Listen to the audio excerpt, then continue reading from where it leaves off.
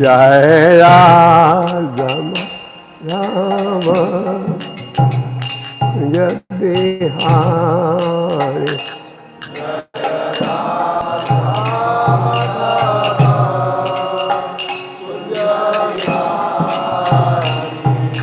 Gopi Jana Vallabha Giridhari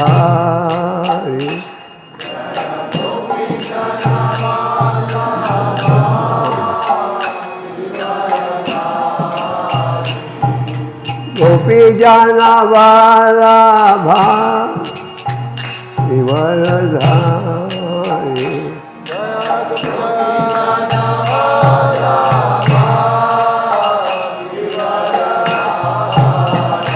Jai Radha Madhava Jai Bihari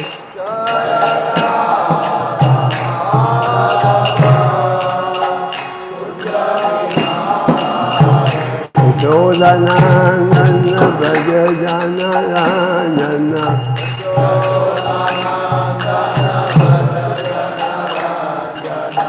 Yashodanandana Braja Jana Ranjana Mokasa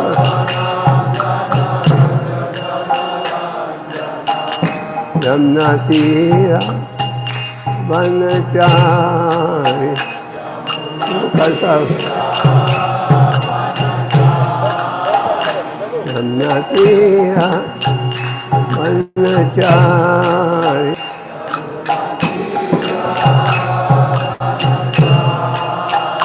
Jai Radha Madhava Jai Bihari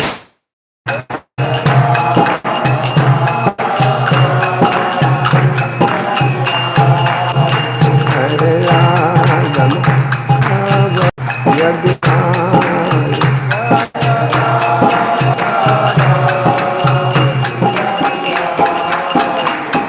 Gopi Jana Vallabha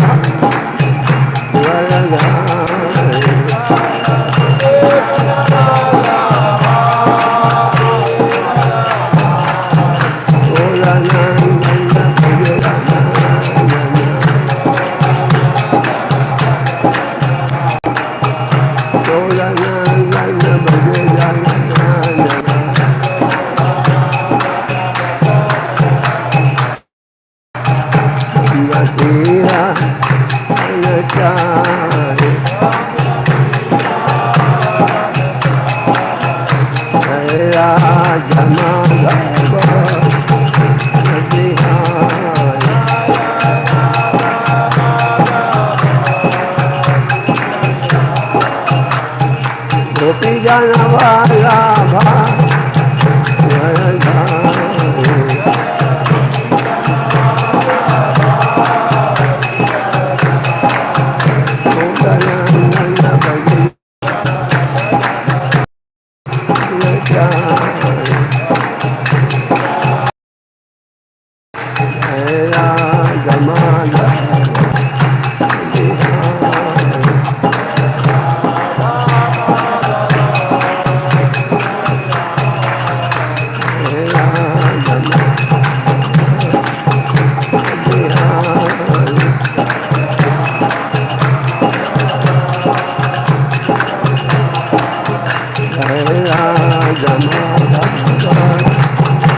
Gopinath की श्री घोड़ेताई की श्री यज्ञ संबंध बाला गौरी सुरेश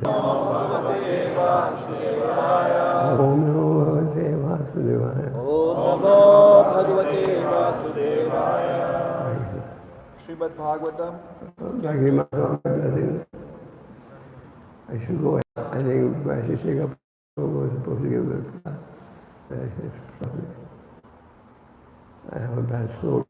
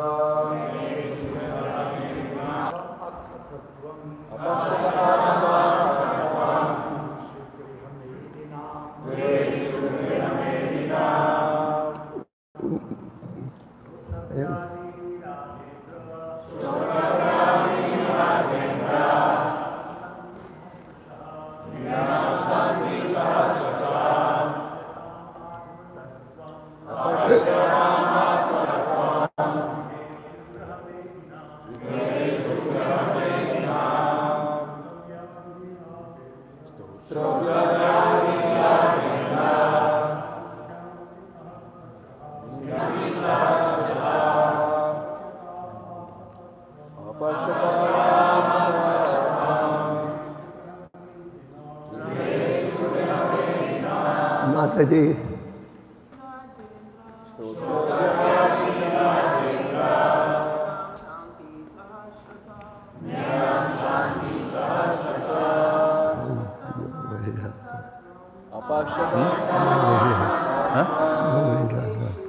कहाँ जाना है? Room में।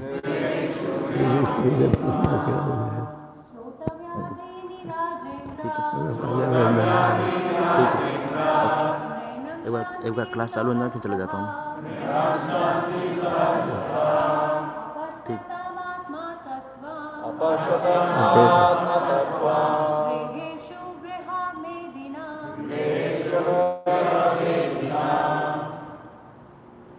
Word meaning.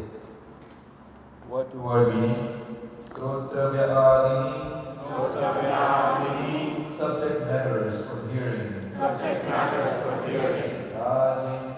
Rajendra, Emperor.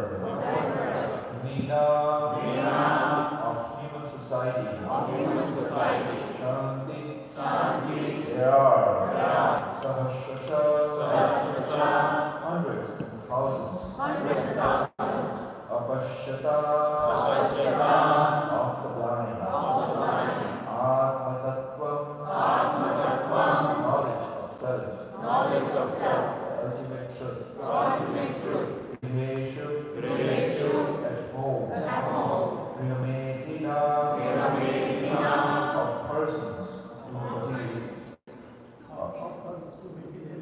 of persons to materially engross. Translation and purport by His Divine Grace, 𝐃𝐲𝐬𝐭𝐫𝐚𝐜𝐿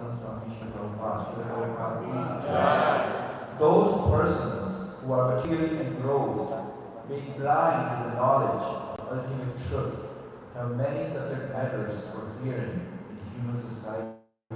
O Emperor. Purport. In the living scriptures, there are two nomenclatures for the householder's life. One is Grahastha, and the other is Brahmeti. The Grahasthas are those who live together with wife and children, but live transcendent for realizing the ultimate truth. The Grihametis, however, are those who live only for the benefit of their family members, extended or centralized, and thus are envious of others.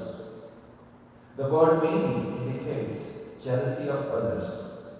The Grihametis, being interested in family affairs only, are certainly envious of others.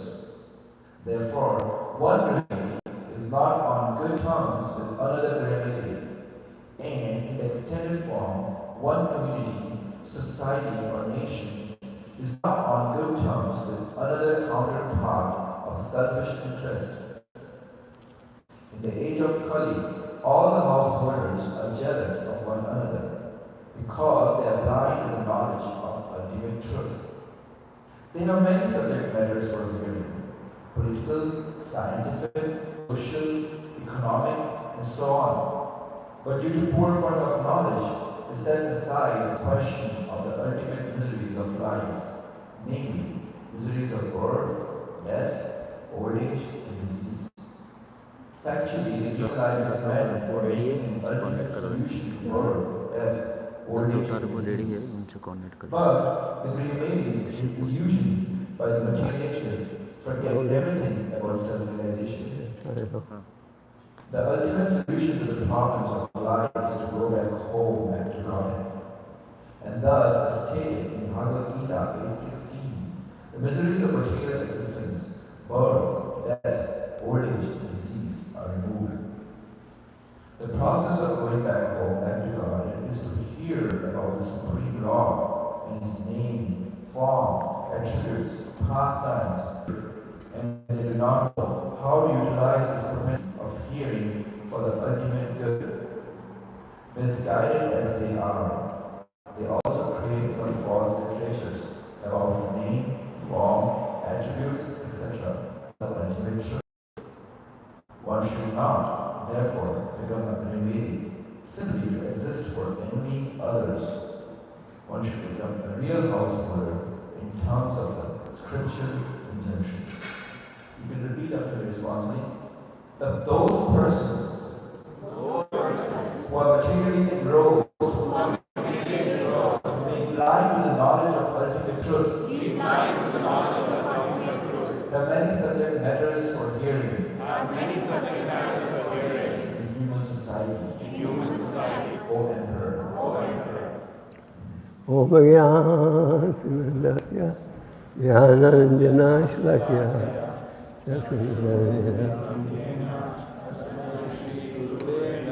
Shri Chaitanya Manobhishtam Sabda Hare Krishna. Can you hear me clearly in the back? I have a very soft voice. Can the volume go higher?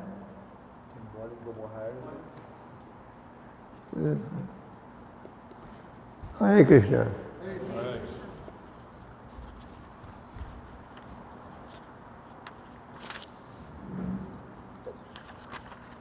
We have just started reading of the second canto. This is we did verse 1 2 days ago. Prabhupada once told me, the first two cantos, the first canto we read about the appearance of Narada Muni, and they were a series of verses that emphasized the importance of pure devotional service. Service Punsam Paradharma, Yasa Bhakti Yasa for glorifying the Supreme Lord. Shama eve kevalam. Any activity that doesn't promote God consciousness is simply a useless effort. So in the first canto, it is also established the supremacy of the Srimad Bhagavatam. Srimad Bhagavatam is a ripened food of Vedic knowledge. And we are so fortunate we are receiving this knowledge through the disciplic subscription. And Prabhupada was so kind. He gave us the Bhagavatam purports. These purports are very important, because in these purports, Prabhupada has presented a summary of the purports written by the Acharya. He added what was necessary to give us the Bhaktivedanta purport. So in the first verse of this chapter, GKG Goswami has said that this is, frankly, we're all about to die at any time. There's no guarantee. So Parikshit Maharaj inquired, what should one do when we're about to die? Parikshit Maharaj was cursed by a Brahmin boy, as you know. He could have easily counteracted that curse. After all, when he was in the womb of his mother, Uttara, the Lord saved him. And he had darshan of the Lord when he was in the mother's womb. So Parikshit Maharaj could easily have prayed to the Lord, Lord, please counteract this curse. But instead, he decided he should leave the land. And he left in an exemplary manner. So GKG Goswami was very happy. GKG Goswami said that GKG Goswami was very happy when he heard this question. So, in the previous verse, this is described how the transcendentalist is happy when somebody inquires about spiritual subject matter. In the verse under review today, GKG Goswami is saying The lifetime of such an envious householder is passed at night, either in sleeping or in sex indulgence. And in the daytime, in making money or maintaining family members. The Prabhupada explains in the purport that there are two types of householders. One is Grihāmedi, the other is Grihāmedi. What we see today in society is by and large Grihāmedis. The Grihāmedis have no interest in self-realization. The Grihāmedi engages in the daytime in making money. And why is money needed? To maintain family members. And money is also the medium through which you can experience sense gratification. Sense gratification costs money. So the materialist, gross materialist, daytime, they want to earn money because they have to maintain family members. At night time, indulgence sense gratification. So that is how gross materialist appears. Families have no understanding that there is a law of karma and the soul is eternal, and for every wrong act you may do, there is going to be reaction. Or Srila said, Nunam Brahmasatma Sevi Karma. He said, those who are engaged in gross sense gratification are simply mura. They're fools. They don't understand how real the human life is. So Lord Rishadev was an incarnation of the Supreme Lord. And in the 5th canto, we read about his teaching. He had 100 sons, and he considered it his prime duty to educate his sons in spiritual life. So Nunam Brahmasatma Sevi Karma. Vikarma means activities against the laws of God. Activities not mentioned. Activities detrimental to the spiritual life. So he says, one who engages in sense enjoyment is simply pramasa. Pramasa means madman. He doesn't understand that the real human body should be used correctly. So the Bhagavatam is guiding us in how to lead a successful, peaceful life. So the Bhagavatam from beginning to end focuses on only one major activity, pure devotional service. Vyasadeva, after having compiled vast Vedic literature, was still not satisfied. And when he approached his spiritual master, Narada Muni, he was advised to exclusively present the pure devotional service. If one engages in that process, then he can progress spiritually. Now, with the Grihāmedi, the main goal is to earn money. And to earn money, they're ready to do anything. Beg, borrow, steal, doesn't matter. As long as you can get education. And the Grihāmedi thinks, oh, so much I have today. But then I need to achieve so much. And he endeavors and indulges in simple activity to gratify the senses. Can the senses be satisfied? No. Doesn't matter how much facility you have. The Bhagavatam gives an example. You have an itching sensation. You have a boil, itching sensation. When you scratch initially, it gives you a little relief, pleasure. But then if you go on scratching, the disease becomes worse. So similarly, sense gratification may give us some temporary pleasure. Lal Maharaj said, nothing belongs for the Gatina Vishnu. People do not know how real happiness can be found. So the happiness that you experience by engaging in material activity is temporary. In the Bhagavad Gita, 18th chapter, Krishna explains the 3 modes happiness in different modes. And happiness and goodness, that which is in the beginning may be what? Bitter. But in the end becomes sweet. And we accept self-realization. Happiness in the mode of passion.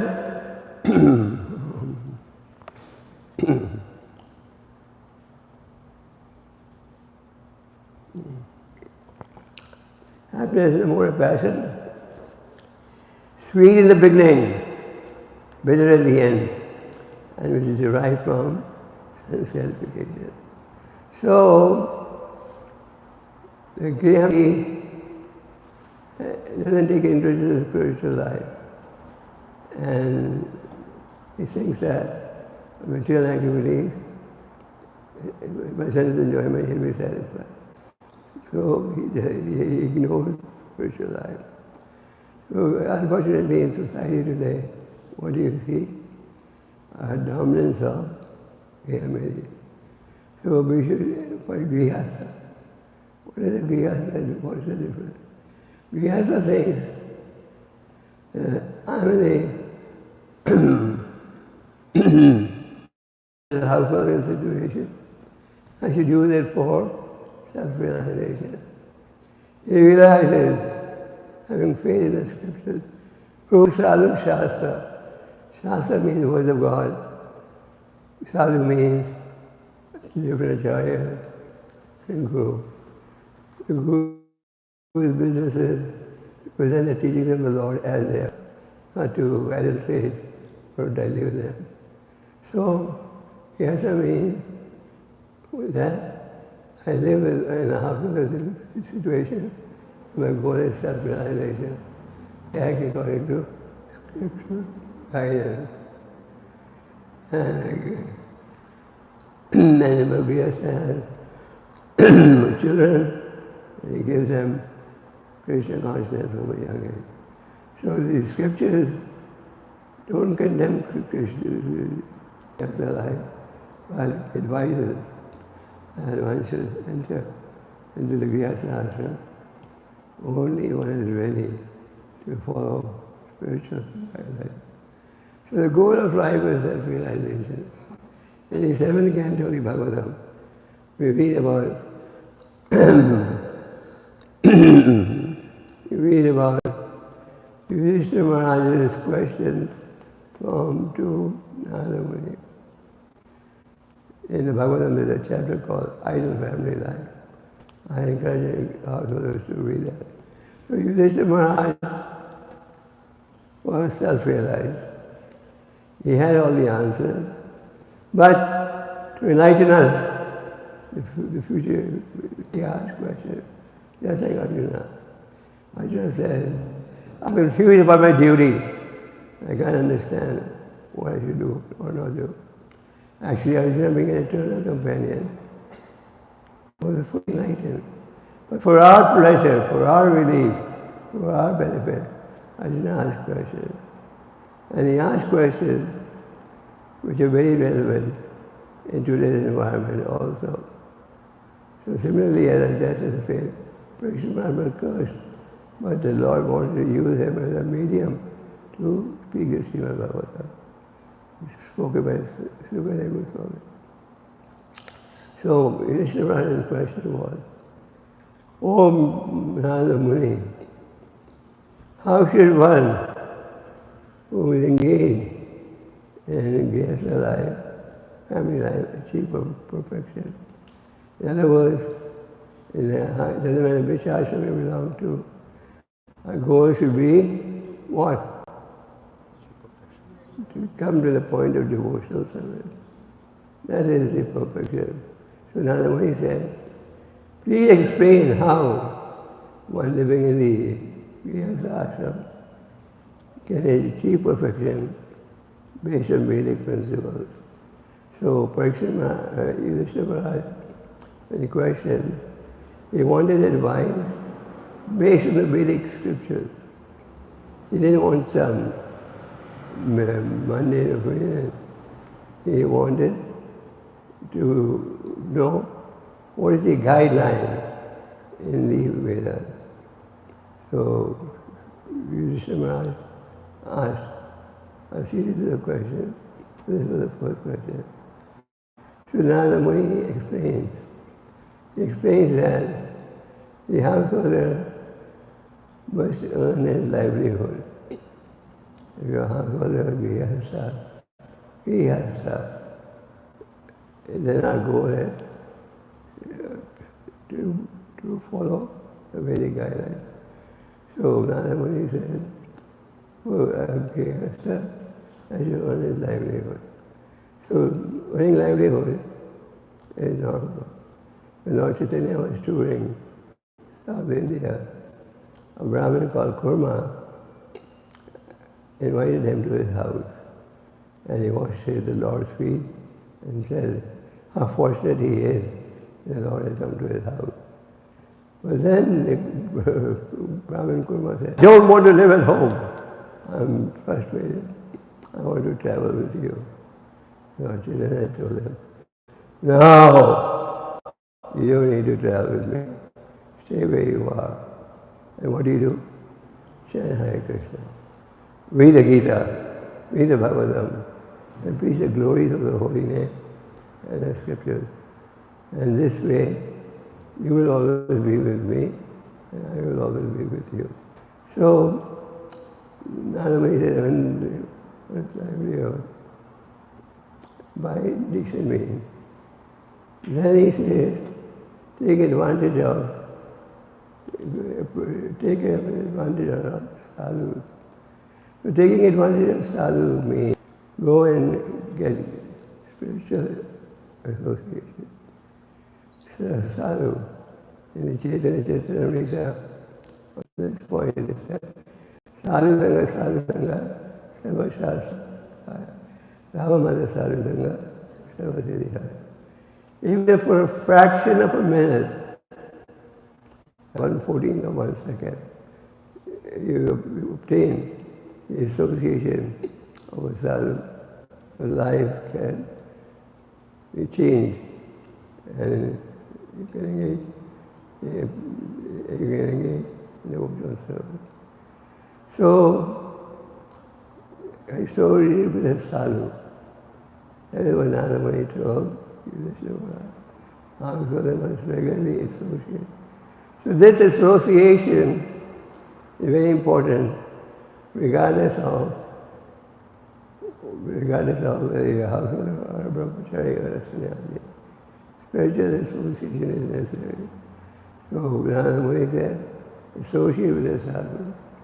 In the third canto, Devahuti asked her son, Kapila, a series of questions. Devahuti knew that the child in her womb was a self-realized soul. This was revealed by Lord Brahma when Kapila was in the womb of his mother. So Devahuti, she wanted to know how can one realize, how can one free oneself from the miseries of birth and death. So she wanted guidance. So it is normal for us to get confused. It is normal for us to get bewildered. But then how do you find a solution? By approaching somebody with knowledge. When one is very physically sick, he goes to a doctor. So Devahuti wanted to know, how can one free oneself from the miseries of birth and death? So Kapila said, your question is very glorious, because the answer to this question will teach one how to attain the goal of life. So he was just like when we go out on the street, someone says, Prabhu, can you tell me something about the Krishna consciousness philosophy? Can you give me a book?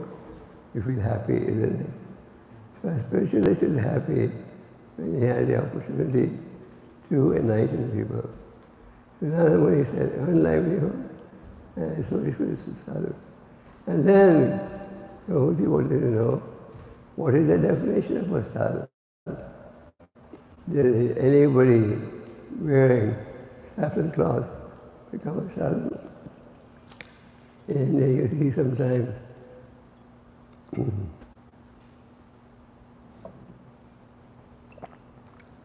people wearing saffron clothes and smoking and so on. So he explained what are the duties of a sadhu, what's the qualification of a sadhu. And then he quoted that very famous verse that almost every devotee knows. What is that verse? Siksha karunikaha sudha sarvadhena vajjava sattva sarta sadha sadha bhujana.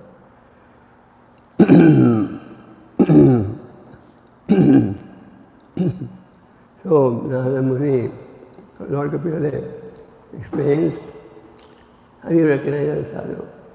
Sitikshva must be very tolerant. Karunikaha, you must be very merciful.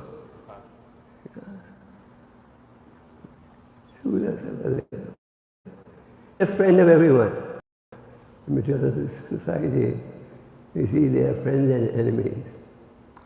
And a sadhu, a friend of everyone, even the one who criticizes him. It's not that somebody criticizes you, you have to retaliate. Sadhu, the friend of even those who criticize him. The devotee has no enemies. Prahlad Maharaj was being educated by Hiranyakashipu how he should become a materialist, dividing society into how much he must have friends and enemies. But when Prahlad heard this philosophy, he told his father, "My dear father, I'm not interested in having friends and enemies. Everybody is my friend. Sudha sarvadaya. Everyone. Vajjava sattva sarta." We think, he's my friend, he's my enemy. And in politics, that's what you learn. But a devotee, enemy can live more, and he has spiritual knowledge. So, Kapila explained, my dear mother, by associating with saintly people, you will achieve freedom from the cycle of birth and death. So this association is very important. And then there are 5 beautiful verses spoken by Kapila there that glorify the power of association. Or Kapila said, executing devotional service in the association of devotees leads to happiness.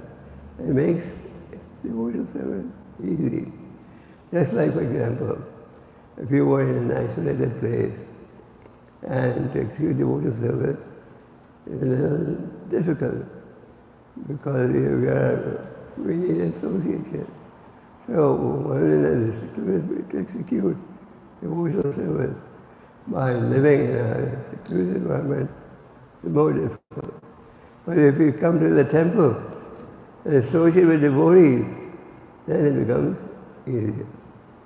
When you hear about a regulative principle, you will say it's so difficult. But when you are practicing in association of devotees, then it becomes easier. So another way said, A, earn livelihood, 2, associate with sadhu. And what does a genuine sadhu do? Genuine sadhu gives you the message as it is. Just like Lord Chaitanya summarized his various instructions in 5 main points. The first of the 5 points was what? Sadhu Sangha. And if you have genuine sadhu sangha, then what do you hear? The importance of Shravanam and Kirtanam. In the Srimad Bhagavatam there are a series of verses that explain the importance of chanting the holy name. The holy name is not different from the Lord. The holy name is capable of relieving us from the ocean of birth and death. So the chanting of the holy name is paramount importance. And in the Bhagavatam, you read, stories that they say that sense gratification can never be satisfied, and the alternative is to engage in devotional service. What Kapila said, increase your attachment to saintly people, and that very attachment that you have for material activity, you transfer it to the spiritual life. In material life, you see, people are completely frustrated. They have dogs and cats, and they give dogs and cats to full love. Loving tendency is there in everyone, but unfortunately it is misdirected. So, through the Bhagavatam you understand, our sense gratification never satisfied. There is a story of 𝐃𝐢𝐬𝐭𝐫𝐚𝐜𝐿, how we had the facilities to engage in sense gratification for 10,000 years. We were still dissatisfied. Bhagavatam, you read the story of Subhari Muni. Subhari Muni was a yogi who had very great abilities, and he was underwater meditating on the Lord. Just like you have submarines. You know what's a submarine? What is it? A ship that goes underwater. And these days you have submarines that are very, very deep. It's unbelievable. So this yogi, they also have superhuman power. And then Subhari Muni was meditating on the Lord by being deep, deep underwater. He saw two fishes mating. And when he saw two fishes mating, he really got bewildered. And he began to think, oh, this activity is very enjoyable. And he got distracted from meditation, and he came above water. Came above water, but his appearance was very ugly. It was like long hair, long nails, and so on. He approached the local king. It was the king had 50 daughters who were also equally attractive. So he approached the king and said, I would like to marry one of your daughters. And the king looked at the yogi and said, oh, this man is so ugly. He didn't say, no, you can't marry. He said, my daughter should decide if they want to marry you or not. So all the 50 sisters saw the yogi, who looked really ugly, and said, no, I'm not interested. And they closed the door. So the yogi had very powerful mystic powers. He said, I know why they don't want to marry me. Because they think I'm ugly. So I'm going to become so handsome that nobody would say no. My mystic powers became handsome, very handsome. And then again appeared before the daughters. And all the daughters saw. And there was a fight among the sisters. And everyone was saying, I saw him first, so my claim is first to be his wife. And the 50 sisters began to fight. Then Subhari Muni married all the 50 sisters. But over time they realized that, oh, there's no real happiness. It doesn't matter how many wives you have. And the yogi became repentant of what he had done. And he went to the forest to practice meditation. The wives went with him. So in the Bhagavatam we read stories. It's actually like a storybook. But these stories are all real and they have a powerful message. Just like in the 6th canto, we read the story of Ajmer. When Parikshit Maharaj, when he heard in the 5th canto the description of the hellish planet, he was very concerned. People have to undergo such great suffering for their sinful activities, just like it is said. Has anyone read the description of the hellish planets? If you read the description, you'll know how scary one should be. Suppose somebody gets elected to a position of responsibility, mayor, chief minister, governor, president, and he doesn't use his position to give spiritual knowledge, then he has to go through suffering. You know what the punishment is? He's squeezed through a machine, just like sugarcane, squeezed through a machine, extract juice. In India you go, you see the sugar where people selling sugarcane. They extract the juice and then throw it away. So the laws of karma are very severe. So Parikshit Maharaj, he heard, and being sadhu-kaduki, he was compassionate. So he entered the story of Ajmer, highlights the importance of the holy name, but it also makes you understand that what was presented by GKG Goswami 5,000 years ago was based on the ancient Puranas. That means this pastime may be 7,000 years old, but was repeated by GKG Goswami, and for our benefit, presented in Prabhupada's book.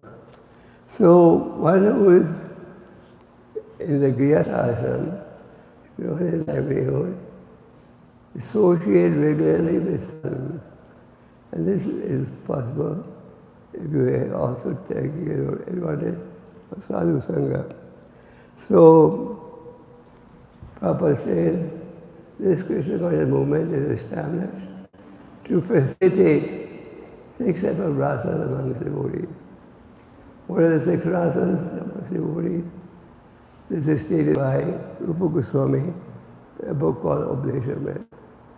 Chaitanya Mahaprabhu, as we were saying last night, personally explained the process of devotional service to whom? To Rupa and Sanatana in Prayag, Allahabad. Many wonderful books. And one of the books he gave us was a book called Oblation Mitra, Nectar of Instruction. There are only 11 verses in this book. Prabhupada has given very elaborate purports to each word, about 4 or 5 pages purport to each word. So Rupa Goswami says that one should have 6 types of relationships with amongst each other. What are they? Zali, Parigrahad. You bring your mind to those who are more advanced, then take instructions from them. So you read your mind. You may have doubts, questions, Maya haunting you. Don't hesitate. Approach a sadhu and more advanced. And then take instructions from him. There's no point in approaching a self-realized person. You're not going to follow what he says. If we have our doubts, we can ask questions. Asking questions, Prabhupada said, is a sign of intelligence. Even Rupa Goswami said, he met Lord Chaitanya and Ramakiri. Society thinks that I'm very learned, but actually, 𝐾𝐢𝐬𝐭𝐫𝐚𝐜. I do not know even who I am. So this basic knowledge is most important. So in a society like ISKCON, many sadhus are anxious to help you. So one should ask, if one has doubts, one should ask somebody more advanced. Then, Ishwar Prasad and what? Give you charity, and have in charity. What do we have to give in charity? Do we have big bank balances? No. Our sadhus give in charity spiritual knowledge. We give people Prabhupada books, invite people to the temple. We build temples. Why do we build temples? Sometimes people in India say, oh, you're building a temple. Why don't you give your money to build a hospital or feed the poor? Well, the understanding is a temple is like a spiritual hospital. And what do we have to give in charity? Knowledge. And how do we give this knowledge? By distributing Prabhupada books. By distributing tons of knowledge. And what do we accept in charity? Some donations, etc. And then, what else? You eat prasad and distribute prasad. Prabhupada gave a lot of importance to feeding prasad to everyone. Prabhupada wanted that in the big temples, at least in India. And everyone who comes to the temple has prasad to eat. Is offered prasad. It's like in Tirupati, anyone who goes there can get prasad. So, in a society like ISKCON, we can exchange these 6 types of activities. So on the spiritual path, one desires to stay in spiritual association. So in this verse, GKG Goswami is describing the attitude of a gross materialistic householder. He's only interested in earning money. Why? Because money is a medium for sense enjoyment. And he said, GKG Goswami said, one should engage in understanding spiritual science. A spiritualist, a householder spiritualist, he wants to achieve the goal of life, not live like cats and dogs. So, Bhagavatam is explaining how the foolish materialist wastes his valuable life. In the Bhagavatam you see examples of how different animals meet their death by trying to satisfy their senses. For example, the moth. The moth wants to satisfy the desire of seeing light. So in the night, when you put on the lights, they come to embrace the light, but instead they get burned. The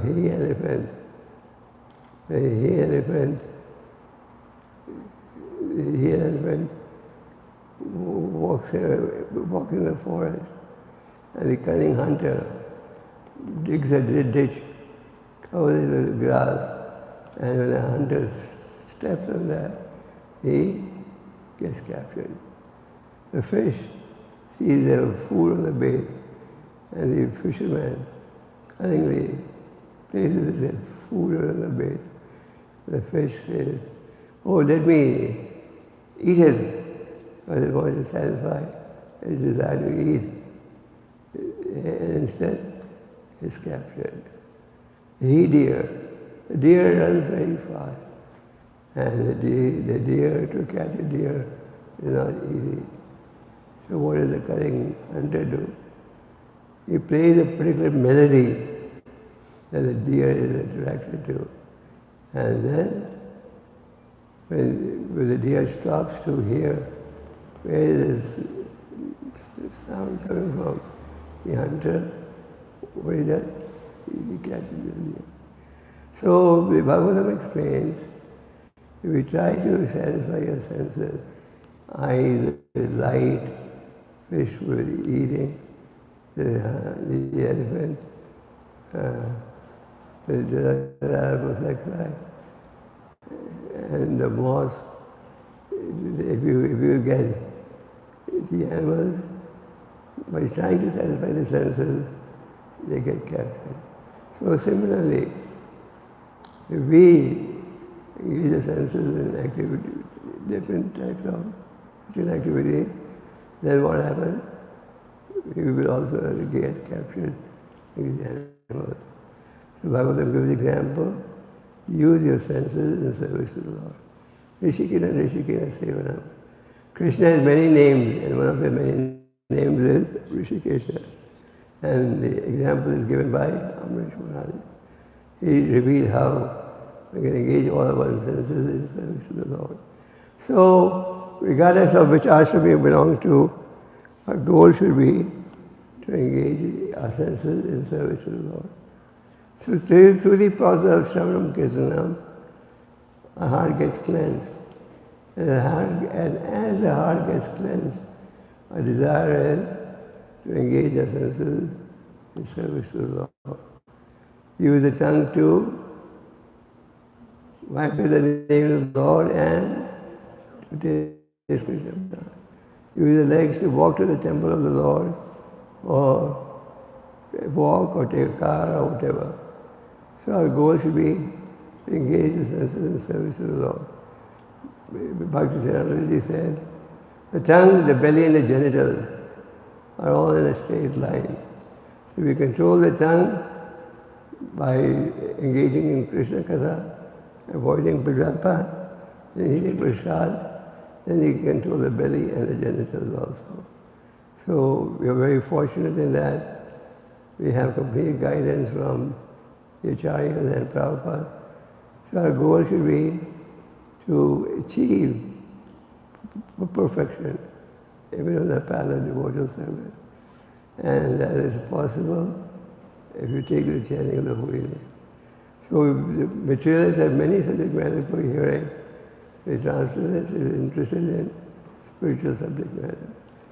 So by reading the Bhagavatam, one can cleanse the heart. Nasaprayeshu Bhadreshu Nitya Bhagavad Sevaya. Bhagavati Tamasloke Bhakti Bhagavati Naistiki. By regularly hearing the Bhagavatam, all that is inauspicious in the heart is destroyed, and loving service to the Lord is established.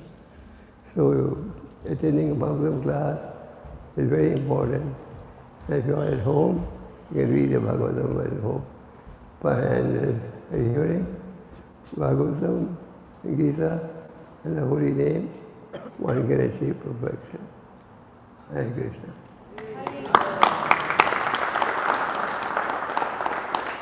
If you take part in a conference call. Any questions? Maharaja, any comments? Any questions? Yeah. Speak louder.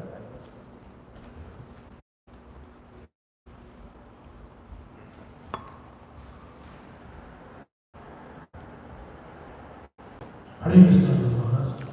For the householders who are engaged in material activities, is there any easier way of understanding the absolute truth?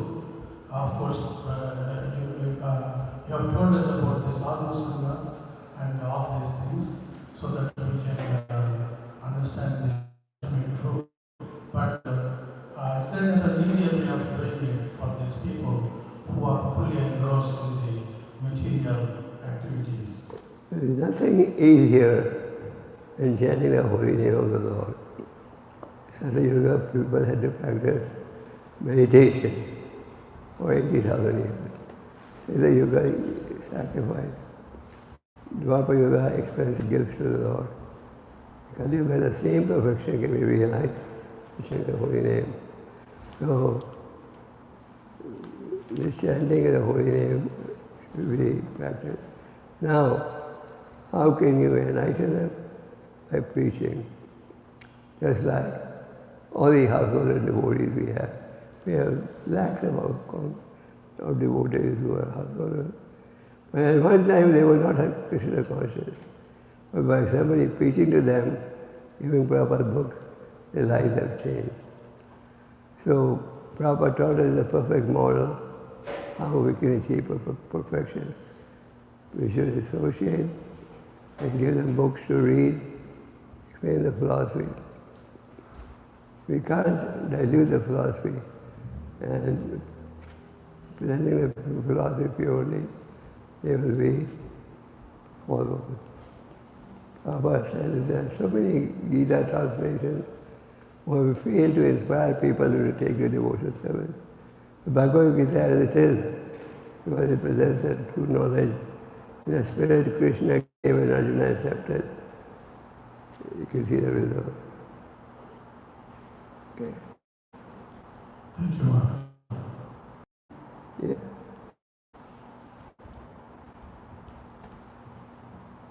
Hare Krishna Maharaj. My question is, we see the brahmachari, grahastha, and sannyasa ashram in ISKCON, but the vanapasta ashram is not mentioned or you don't see a lot of it. What does that look like in Krishna consciousness, and does every grahastha have to change ashram to One person is also an ashram. Yeah. Vedas tell us how we can progressively develop on the path of devotional service. So, Grihastha, he traveled with his wife to different places of pilgrimage, and they began to practice renunciation.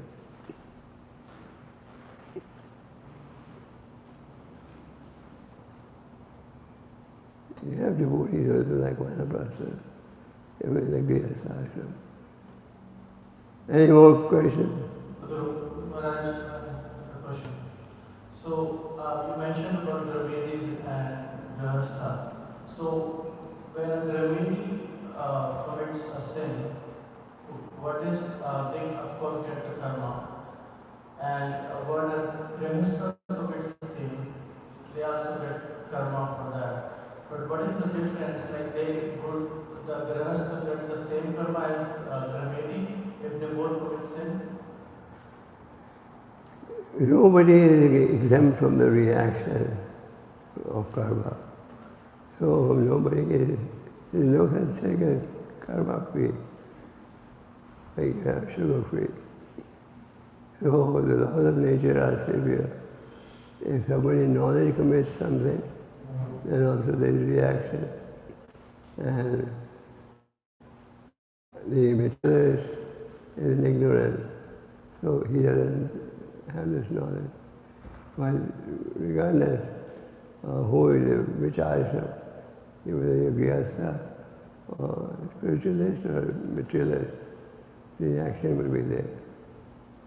Now exactly how much percentage more, that we can't say. But nobody is karma exempt.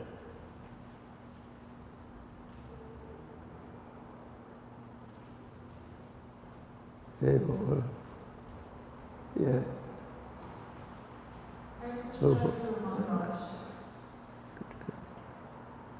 Yes, sorry. Yes.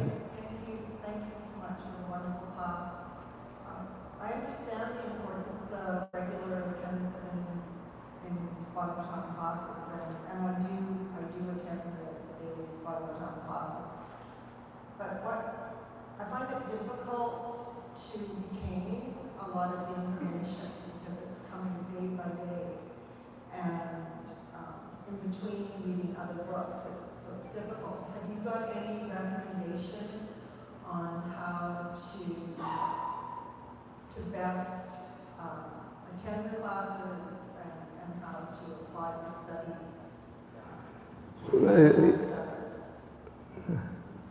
Prabhupada said, when you study his books, Krishna is pleased. Why? Krishna sees, there is somebody trying to understand me. So, attending classes, Prabhupada, when he started establishing ISKCON, he hand-wrote with his handwriting. Every devotee must attend the Bhagavatam class. So, ISKCON is actually an educational institution in which we not only get the importance of the holy name, but the importance of studying the scriptures. So, and the verse we've quoted is by hearing the Bhagavatam regularly. So when you hear, they have a powerful effect. When you hear attentively, it has a powerful effect.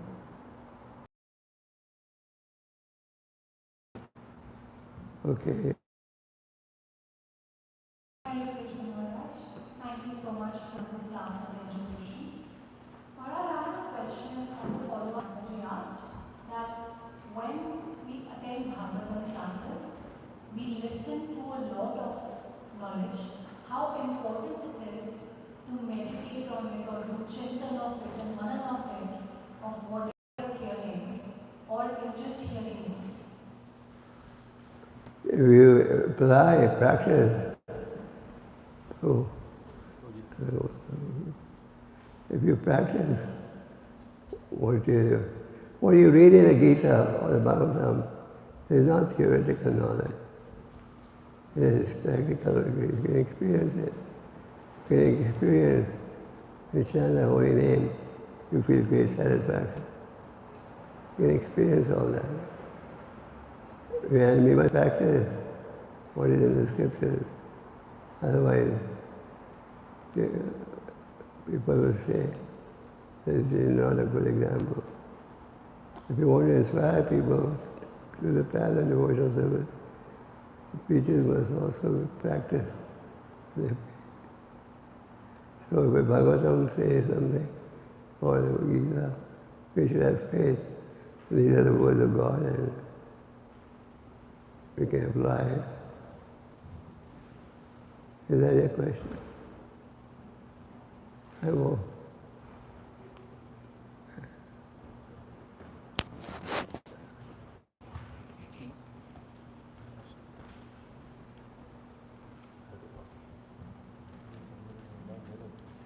Hare Krishna Maharaj.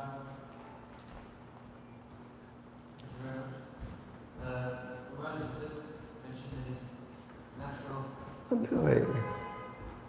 Say again. Maharaj, you said in the lecture it's natural for all of us to get bewildered and that we need some guidance. Is there a time where we won't be bewildered too much, or does each one of us need guidance forever? No, good question. Somebody asked Prabhupada, how long does it take to become Krishna conscious? Prabhupada said, you can become Krishna conscious in a minute. If you decide within 6 months of Krishna consciousness, yes, I'm going to remain on the and begin to surrender to the Lord, then you won't get bewildered. You get bewildered usually because of the struggle between material desires and spiritual desires. But as you practice devotional service, you get more and more purified.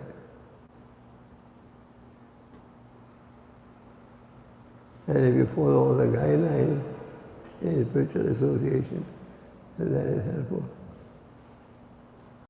I'll stop here. I have to take part in a conference call. Hare Krishna, thank you very much.